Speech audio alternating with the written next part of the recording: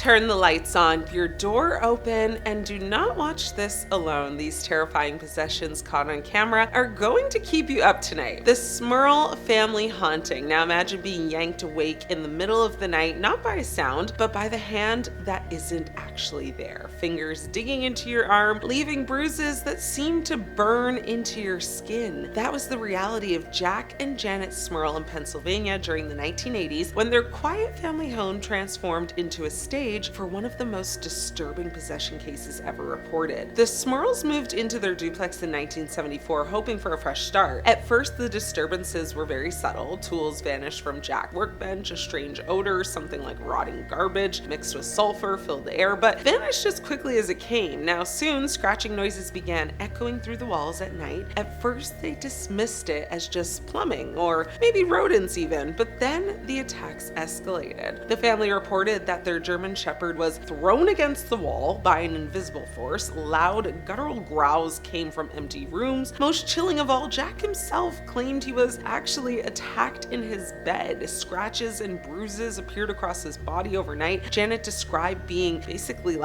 by unseen hands while she was basically prayed. Now, the Warrens, the famous paranormal investigators, were brought in after multiple failed attempts at cleansing the house. Ed Warren reported seeing a black, shapeless mass that moved with intelligence, shifting through the walls and flickering out of sight. Lorraine Warren, a self-described clairvoyant, said the house was infested with a powerful demonic presence. Even the Catholic Church became involved, but 2 separate exorcisms failed. Neighbors reported hearing screams echoing through the home when no one was inside. Visitors were attacked, scratched, and shoved. The Smurls eventually abandoned the property, but their torment followed them. The family's case became so notorious, it inspired books, interviews, and eventually even a Hollywood retelling. The scariest part? Well, many locals still believe the house carries a curse long after the family moved away. The Enfield Poltergeist. Now, what would you do if your 11-year-old daughter floated off her bed in the dead of night? For Peggy Hodgson, a single mother of 4 in Enfield, London, this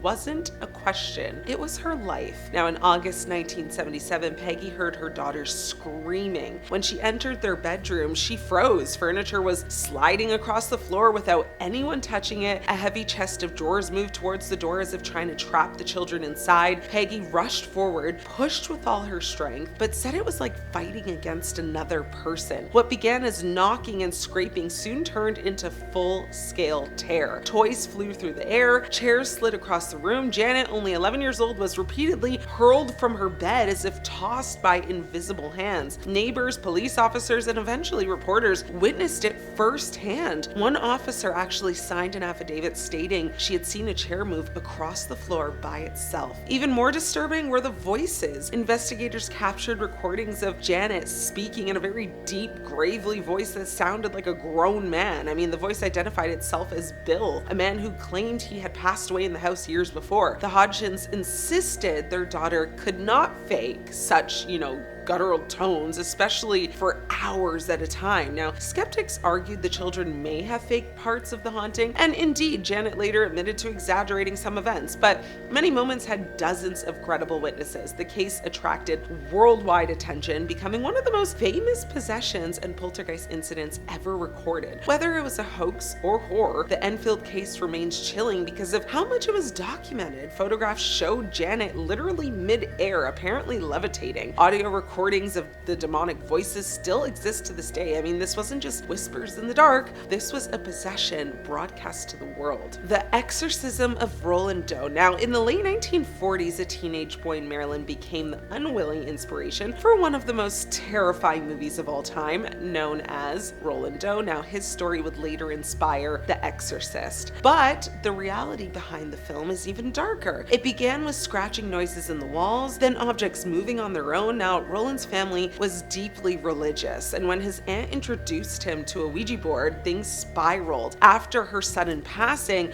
Roland began displaying very violent mood swings. His bed shook violently as if someone was trying to throw him out of it. Scratches appeared on his chest, forming words like hell and evil. Now, priests were called, of course, and what they documented remains disturbing. Roland would snarl in voices that wasn't his own. He threw priests across the room with very unnatural strength. During one session, he actually tore a bed spring from his mattress and used it to slash a priest's arm wide open. Multiple exorcisms were attempted over several months. Witnesses reported the boy screaming Latin phrases that he had never learned. When holy water touched his skin, blistering welts appeared. I mean, the final ritual ended when Roland suddenly kind of cried out that Satan was gone. Afterward, the boy lived a normal life and rarely spoke of what happened. What makes this story so haunting, though, is that dozens of written records exist from priests and witnesses. This wasn't just folklore, it was a case taken seriously by the Catholic Church. Whether Roland was possessed or suffering psychological trauma, something deeply disturbing definitely happened in that home. The Tanacu Exorcism. Now in 2005, a young Romanian nun named Irina Cornisi began hearing voices. Now, fellow nuns claimed she was possessed, while others later argued she suffered from schizophrenia. But instead of receiving,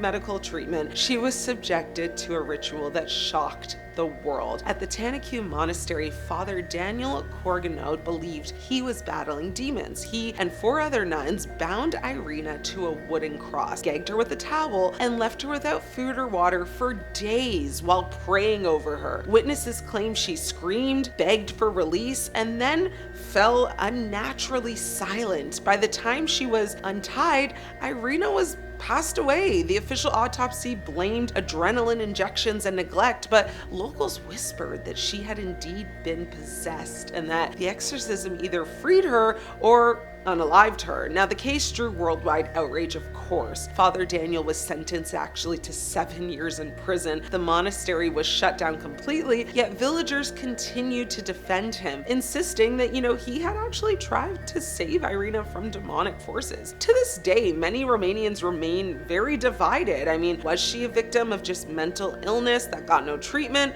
Was she a victim of religious extremism? Or was she a victim of a genuine possession gone horribly wrong? The Tanacu exorcism is terrifying because it honestly does blur the line between faith and fear, and it leaves us with a very chilling reminder. What humans do in the name of God is just as terrifying as any demon. The Ammons haunting in the demon house. Now, in 2011, a small house on Carolina Street in Gary, Indiana, became the center of one of the most chilling possession cases of modern times. LaToya Ammons and her 3 children moved in. And honestly, from the start, the house seemed completely wrong. I mean, in the dead of winter, black flies swarmed the porch, which is weird. Doors creaked open on their own. Very heavy footsteps echoed from the basement when no one was even there. I mean, then the children began acting very strange. One son spoke in a voice that wasn't his own, his eyes literally rolling back until only the white part of his eyes were visible. Another child was reported to have levitated during a sleepover, which was witnessed by friends who fled in terror, of course. Social workers and police officers later claimed to actually see very disturbing phenomena themselves. I mean, a medical professional even reported seeing one of the boys walk backwards up a wall in the hospital. I mean, flipping over his grandmother before landing back on his feet. Nurses screamed and they fled the room, rightfully so. I mean, the case was investigated by local authorities, documented in hundreds of official pages of police reports and medical notes. Eventually, the family just fled, unable to endure the torment any longer, which is fair. The house itself became infamous, nicknamed the Demon House. Paranormal investigator Zach Bagans later purchased the